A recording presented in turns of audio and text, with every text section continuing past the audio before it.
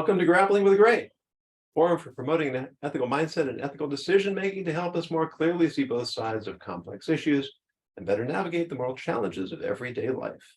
I'm Rabbi Yonason Goldson, and I would like to welcome my guests for today. With me is Paul Edwards, who used to drive large military vehicles through the deserts of the Middle East, armed with an assault rifle. Today, his occupation of ghost driving requires him to ask questions first and shoot later. Yolanta Palmiotto. Did I get that right? Perfect. Oh. Yolanta is Vice President of Information Technology for, is it EXSIF? Excellent, yes. Worldwide, who manages innovative initiatives aimed at reducing operating costs, improving profit, and growing revenue. And welcome to Michael Sherlock, who is a sales and leadership communications strategist and CEO of Shock Your Potential, a global professional development training company. Thank you all for being with me today. Thank you for having us. Thank you. And here is our scenario. Last week, the panel discussed whether the NAACP's recently issued travel advisory against Florida was an ethical form of protest, given their claim that the state is, quote, openly hostile toward African Americans, unquote. There has been no shortage of boycotts in the headlines. Both Anheuser Busch and Target have seen dramatic decline in revenues as consumers protest their public endorsement of alternative lifestyles. The State of Israel has been the target of a boycott campaign for years based on the claimed mistreatment of Israeli Arabs. Chick-Fil-A has been boycotted for its traditional values and is now being threatened with a boycott for hiring a vice president of DEI. The 1963 Birmingham bus boycott was one of the most successful campaigns for change in history. Many more protests, however, have been more ideologically driven than idea-driven, often misrepresenting their targets. Doing business with an immoral company or entity poses a serious ethical challenge, but how immoral is too immoral? How do we avoid setting the bar unreasonably high or being inconsistent with our boycotts? And how far do we have to go to inconvenience ourselves to avoid patronizing a company that may offend some of our values, but which we admire in other areas? The floor is open. Oh boy. I thought it was a different topic. I've got a story to sort of kick it off here, Rabbi, and that is that this is 13 years ago, I was interning on a talk radio program in Seattle. And the discussion came up, we were talking about when do you start boycotting someone's music when they are openly politically opposed to what you believe, right? And I would say that myself and the host were both like pretty right of center, type of guys. And then the producer was a little bit more in the middle, and he was a different duck. But all three of us sort of coalesced around, I think it's situational. I think we named off several different artists that were like, I enjoy that song. It doesn't bother me. It doesn't offend me. I don't, and I don't take any offense to it. And I find it pleasant to listen to and also poignant. I find that it does have an effect on me. Does it dislodge me from what I believe? No, but and so I've taken that lesson with me just to begin to answer your question and say, there's a lot of companies out there right now that I'm like, yeah, I wouldn't do that. And I don't like the direction they're going. And if they take it to a point where it's in my face and I'm not allowed to be myself because of it, then yeah, well, there probably will come a point where we don't do business anymore. But I can't like write myself out of getting on with life either, Yeah, well, you actually raised a really interesting point, Paul, that I disagree politically with probably most of the people in Hollywood. And yet I don't typically boycott movies. I think I don't go to movies either. So if I'm not paying to go to the movie, I'm not directly supporting them if I happen to watch it online. So that's one distinction. And then, of course, we could start talking about Kanye, or I guess he goes by Ye or Ye now, who's made some pretty awful anti-Semitic comments. He's definitely not someone I want to support, but I don't really care for his music anyways. Yeah. Boycotting him really doesn't mean much. What do you say, ladies? I think it's such an interesting topic. And I told you beforehand that as you invited me to this one, I had this moment of panic. Like, I don't know how to contribute to this dialogue, but let me explain why. Mostly because I think in the last couple of years, especially the building of my business, which, relies on me being hired by companies, I've been very hesitant to even talk about some beliefs that I may have in any format. In fact, I asked my team that works for me to avoid large scale kind of rants, so please, you can have whatever beliefs you have, but please don't go on a tangent on Facebook, because that will affect my company and you work for my company. And I've had this dialogue with other people who say, well, how can, are you censoring their beliefs or their freedom of speech? And that's a slippery slope too. But I find that there's a discomfort in me even talking sometimes about these things, because we're at a point where so few people want to hear another person's viewpoint that it's easier to say, well, we're just going to boycott it, or we're going to have cancel culture with that business or that, that entity or that person, instead of doing what you're trying to facilitate here, which is, can we just maybe talk about all the different sides of something and maybe get past some of the discomfort to have more meaningful dialogues? Yeah, that's very interesting, because I was thinking the same thing too. I mean, boycotting really is a close cousin, if not a Siamese twin of, I'm not supposed to say that anymore, right? Conjoined twin of cancel culture. Is there really a distinction between them? Does it really have more to do with principle versus ideology? Yolanda, do you have any thoughts on that, or something else? No, I mean, I agree, Michael. I think the consumers have the power, the purchasing power, right? So let's say, I for some reason, I always think of like the clothing companies and the sweatshops, right? Remember in the old days where all of these big brands like Nike and Gap, they were producing and we were purchasing these clothes from, from third world countries, and they were exploiting child labor. And it took a boycott, and it took, a movement to say, hey, I'm not buying Gap clothing until they change their practices, right? So through the power of the wallet and the consumer's power, when that happened, and Gap took notice, Nike took notice, and they've quickly changed their practices. So I feel like it does have a place in many regards, not the cancel culture, but you could choose how you spend your money. And in mass, when you have a large consumer base, it does have an impact, because it impacts bottom line, and Nike wants to do the right thing because they don't want to lose their revenue, right? So I think in certain circumstances, but I do feel today it seems like everything is a boycott, like minor things, like child labor is a major issue we should be fighting for, right? Equality, like the bus boycott you've mentioned, Jonas, and that is a major issue, fighting for equality. But there's also these smaller differences of opinions that start this movement, and I almost feel like it's definitely an effective way of impacting and actioning change. But I also feel like we just got to pick our battles sometimes too, and not everything can be cancel culture. Like Dr. Seuss books. I mean, like, look at the context. Some of these books were written 50 years ago. Like, you have to take all context into account too. So that's just my opinion. I think it's definitely a valid form of impacting and influencing change, but also at a degree, right? It's a nice balancing act. Yeah, actually, somebody sent me an article. I think it's a fairly old article. I think it was in Fast Company, about what goes on with the production of Fiji water. Apparently, it's horrific. It's virtually slave labor. It's damaging the environment. I mean, it's like everything you possibly would not want someone to do is being done. And I hadn't even heard about this. And I'm not sure if most people have. So it is kind of interesting what things rise to the level of national attention or global attention.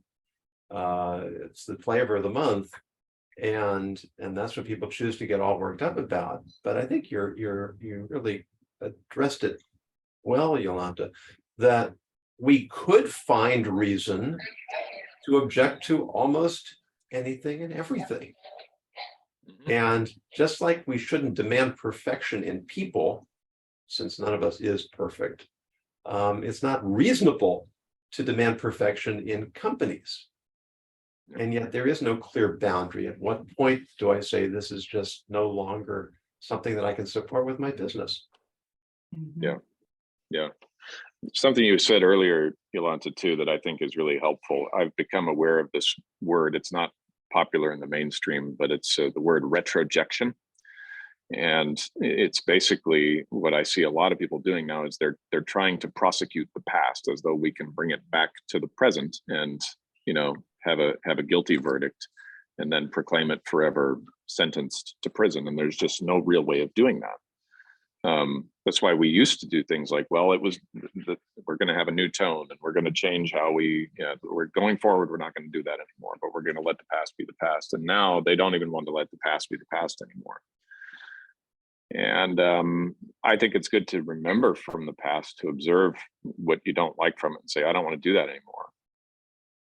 But at some point you have to say, well, the circumstances were different then, the societies were different then, how things were organized were different then, what was available through public knowledge and media and all of that was different then. And I think what that leads to is something akin to decision fatigue for the average person, which is why it's not getting the traction they're hoping it's getting, and all it's doing is causing more destruction than change, because the average person simply doesn't have time or bandwidth to think about that many issues from the ethical standpoint of a religious zealot, right? As I pointed out earlier, technically, do I disagree with Hollywood or musicians who are on the left? Yes, I do. I enjoy the music though, and if the song is playing, I'm not going to throw a riot. I might walk away if it's, in your face, obnoxious, offensive, full of profanity, offending my kids, my wife and that kind of thing. Yeah, I'll say, okay, let's turn that off. But if it's just a nice song like John Mayer singing "Waiting on the World to Change," that's a very politically charged song, which I enjoy. I enjoyed it. And I was an Iraq War veteran listening to it, but I enjoyed it. And I think it's good to have the presence of an adversarial point of view that challenges what I think, because then I have to think deeper about it and say, is that what I really believe? Is that how consistent can I be with this?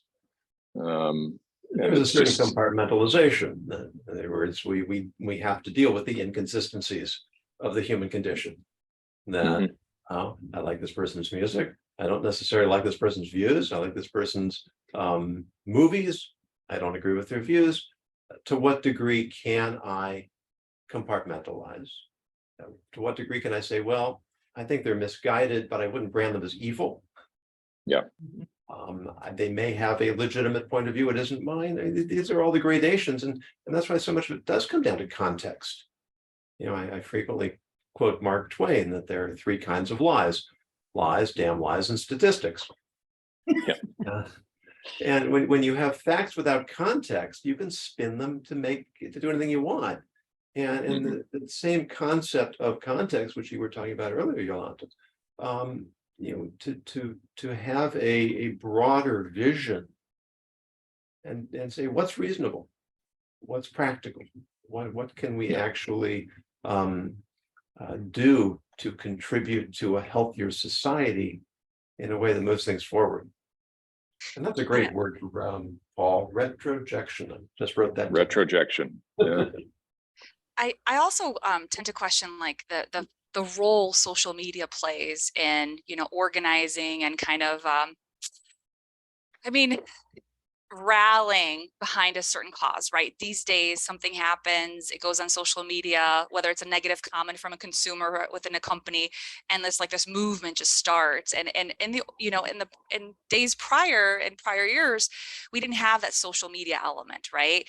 If a brand does something and I don't know whether it's like the commercial you talked about, the Bush commercial, for example, like it just gets so much press so quickly, and it has such a wide reach that it just seems like the role social media plays really I don't want to say like it adds fuel to the fire, but it really has like ignites these, these issues very quickly and creates this movement very quickly. So, because I'm trying to think back, like, before social media was a thing, did we have that kind of passion and such divisions in our society around opinions and issues? And I just think it kind of, that's the additional element. Technology has kind of thrown at this additional wrinkle, and, cancel culture. I'm going to protest everything, and it's going to go viral. And now we've got thousands of people boycotting this brand because of X, Y, Z. And that's an interesting aspect to it too. Well, and I agree with you. I think it does add not only fuel to the fire and it keeps things lit, but it gives people who might not have added their voice to that in maybe even a more, I'm going to say maybe a crazier way or a more extreme way, gives them a sense of power. Like, look at all these people that are on this issue now, so I can also add my beliefs at a heightened level. But one thing that as you guys were talking about, I was thinking about how we also have to ask ourselves, Yolanda, you brought up the point, if you're looking at sweatshops making clothing at one point in time, clearly that's an issue that needed to be brought to attention at a higher level so we can stop that degradation. So that choice to say, let's boycott this company until they change that practice, and the company saying, oh, you know what? We should probably change that practice. That's a good thing. It's like Paul saying, maybe it's time for us to say, this was what we did before in our company, but now we're going to have a new tone and vision. Yep.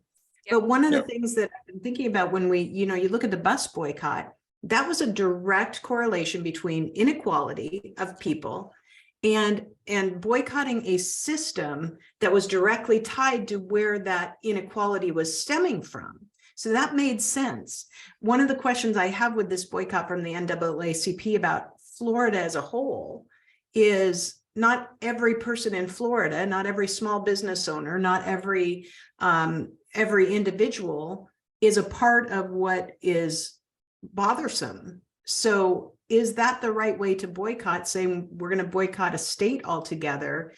Does that actually target the issue at hand, or does that make it something that, to your point, Yolanda, gets a lot more media coverage, but might not actually make change?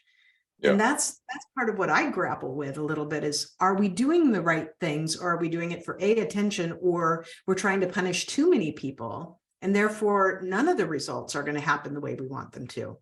And that was very much on point to what we talked about last week, Michael, that it seemed more of a publicity stunt than an actual directed boycott.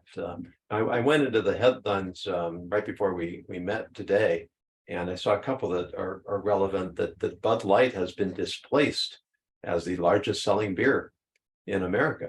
So whether you think the boycott was a good idea or not, it has certainly been effective. I have a different issue at hand. I don't know why people want to drink Bud Light to begin with, but that's just me. But the other thing that I thought was really interesting, I found, is that you're upset that they're not drinking the ceremonial wine, aren't you, Rabbi? Well, that's what it really boils down to. Everything has its time and place. The Oakland A's owner apparently is filing for permission to move the team to Las Vegas, and the fans staged a reverse boycott. They showed up en masse. They had a huge turnout to demonstrate their support of the team, their love for the team, and their objection to it being moved. Yeah. So I thought that was a really interesting spin on this whole idea. The more creative we can be in finding ways to address issues that are not so confrontational, perhaps the more likely we can actually motivate the kinds of positive change that we're looking for. Yeah. I agree. I think that's a beautiful example of how we can actually use the power of our collective beliefs and systems for positive outcomes if we choose to. Or are we just punishing, or are we really trying to bring about change? How we go about it needs a little bit, to your point, Yolanda, thinking about the bus boycotts way before social media, way before cell phones. The march on the Million Man March, those things really required a lot of thought and planning. They didn't happen overnight like a brush fire. They were controlled. People were thoughtful and, really said, what do we want the outcome of this to be? So that they were marching in unison in a lot of ways. Yeah. And peaceful and well-intentioned, and it's, if you look at MLK's peaceful protest, love thy neighbor, like the message was really it wasn't a hateful message that you're trying to hurt somebody. It was really a positive message of change and improvement. And so Yeah, and another element of that is that Rosa Parks, she never wanted that role.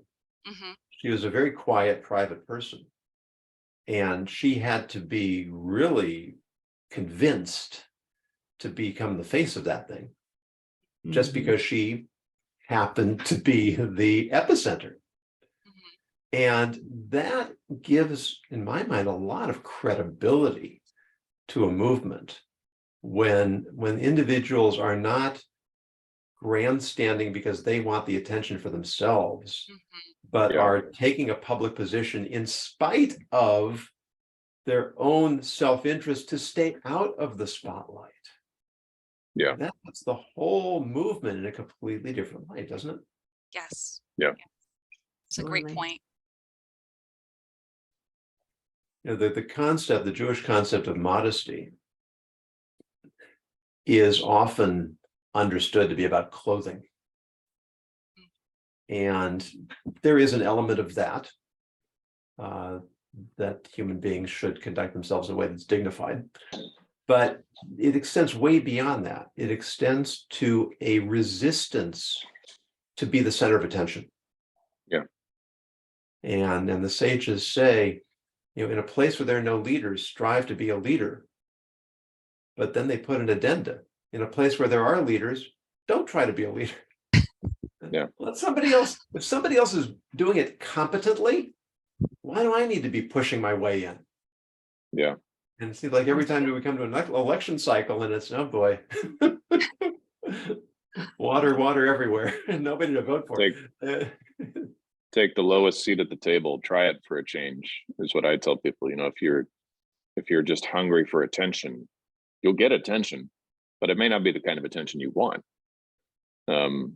In the business that I'm in, right, we're actively trying to help thought leaders further spread their message, and that's one of the things we have to emphasize there as well, is that you have to become very consistent about that message, and you have to show up in a place where that message will resonate and it will be heard.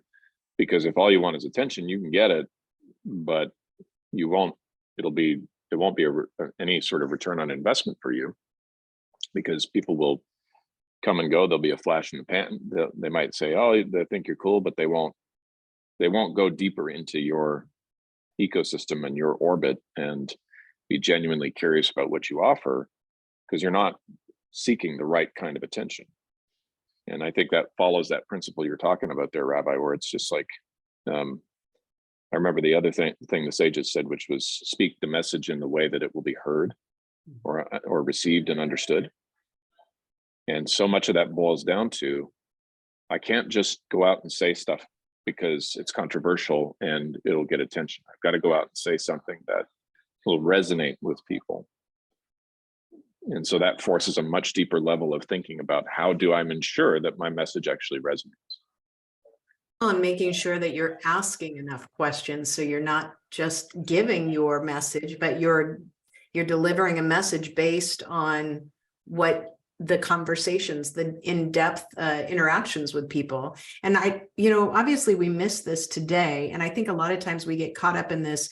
Our world is so polarized right now. But about 5 or 6 years ago, I went to the Lincoln Museum. I was in Springfield for a wedding and was there for hours, just fascinated by everything about Abraham Lincoln. But the political divide then almost puts where we are today to shame. I mean, it was horrible. And there were multiple parties and multiple newspapers and magazines and things that were spouting lies and division then too.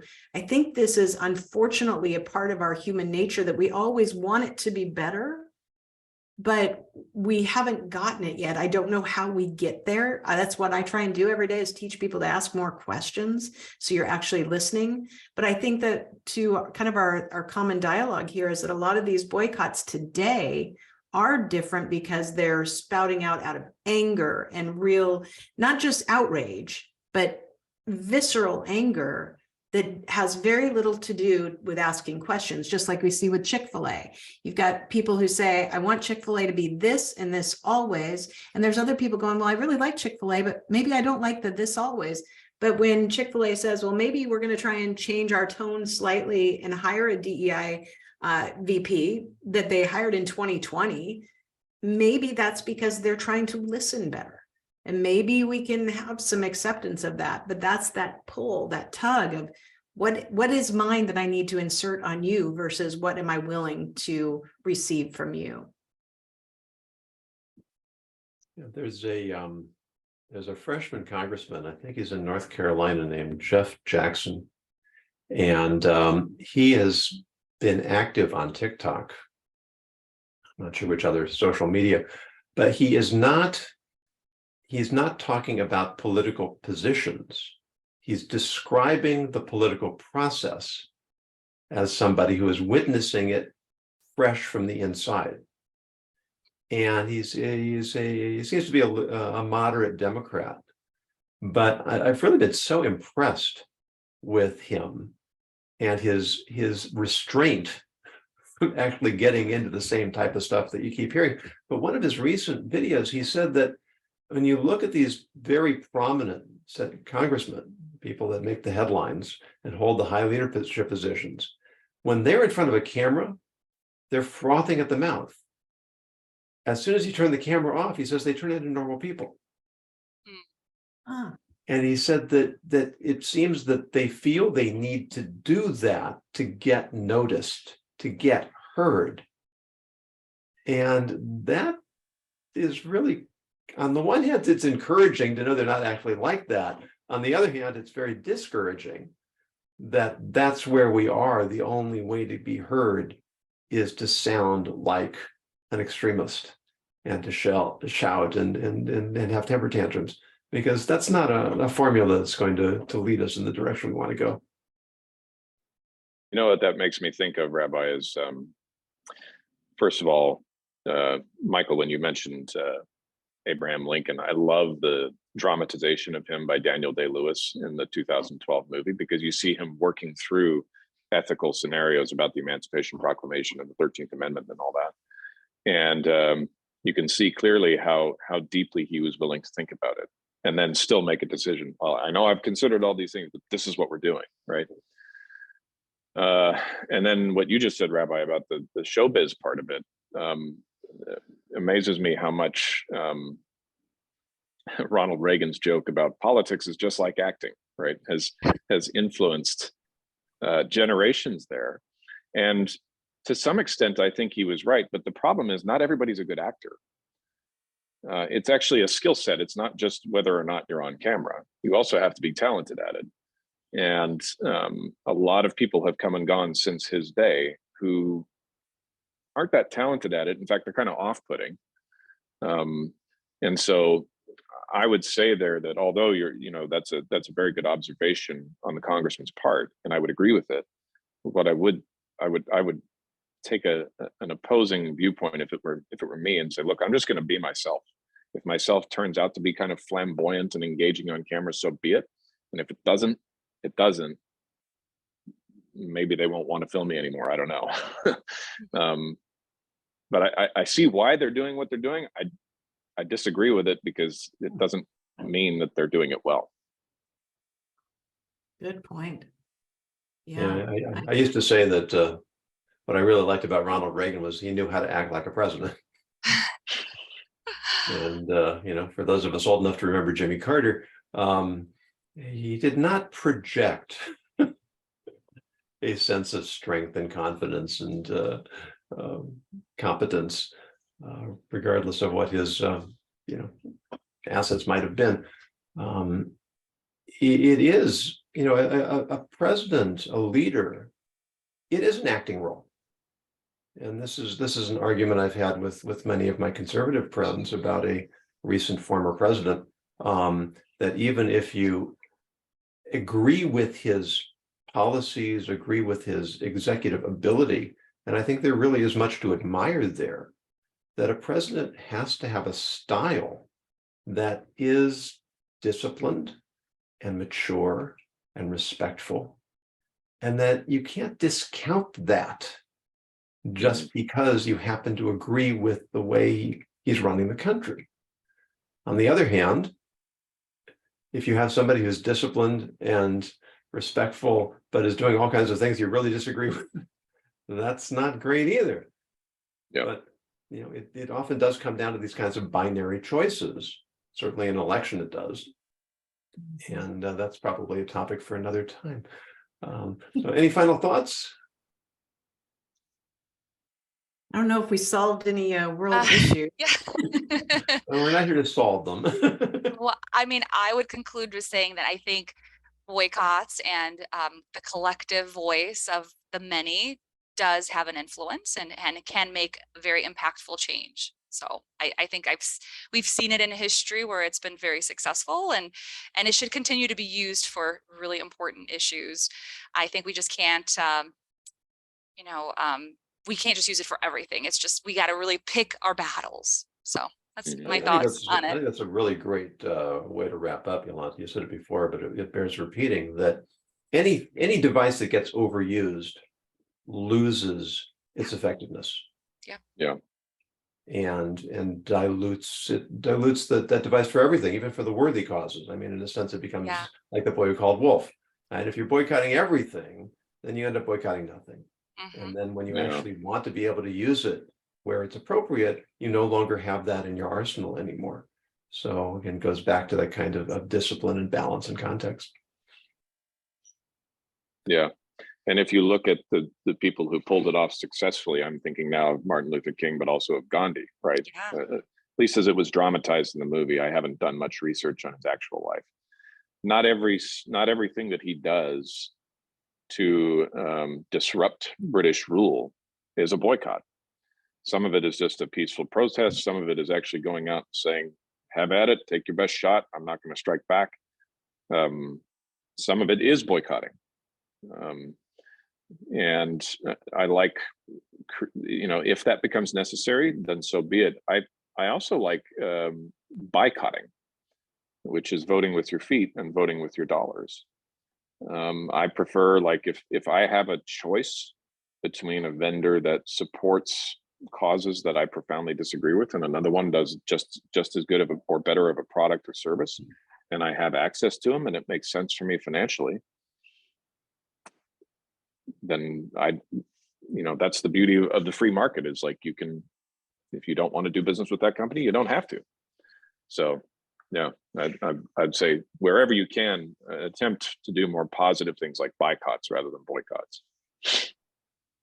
I like that. My last thought is similar in vein, and that is, I'd just like to have people, as they make choices to boycott, especially if they want to do it very visibly, to make their videos and put it out on TikTok or Twitter or whatever, if we could just slow down and ask ourselves individually, am I doing this because I really, really believe in this?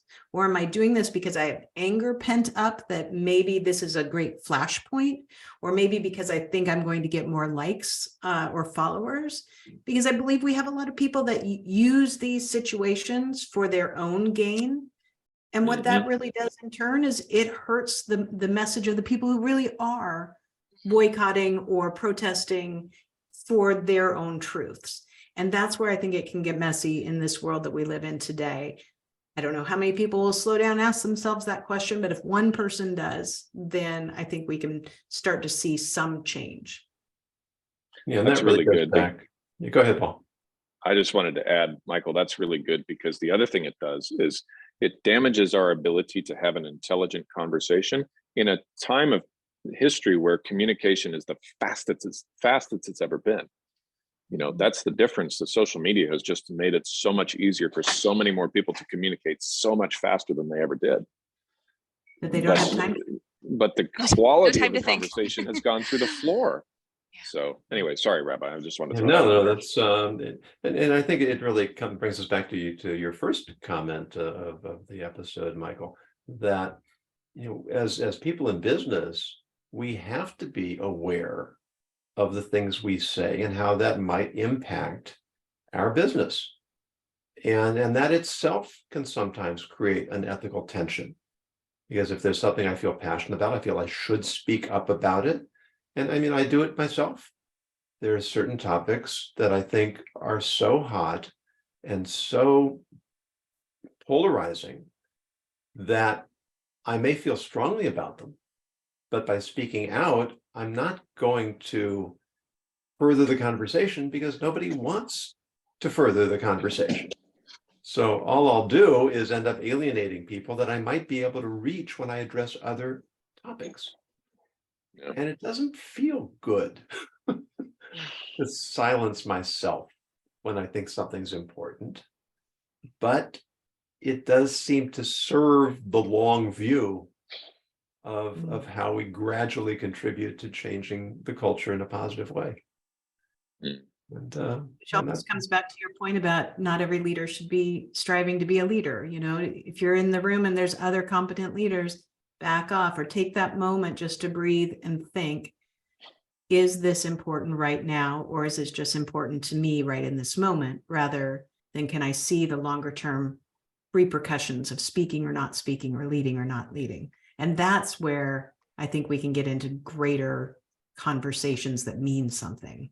yeah, and to Paul's point as well, to contemplate how something will be heard, because so often in so many of our news programs and our discussions, where it's preaching to the choir, where we're speaking to our own base, and they don't need to be convinced, and they don't need to be converted, and they don't need, well, they do need to be educated, but probably by somebody different.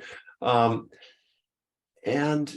it's when we can actually engage people who think differently from us in a way that's civil and thoughtful and respectful, that's when we all benefit.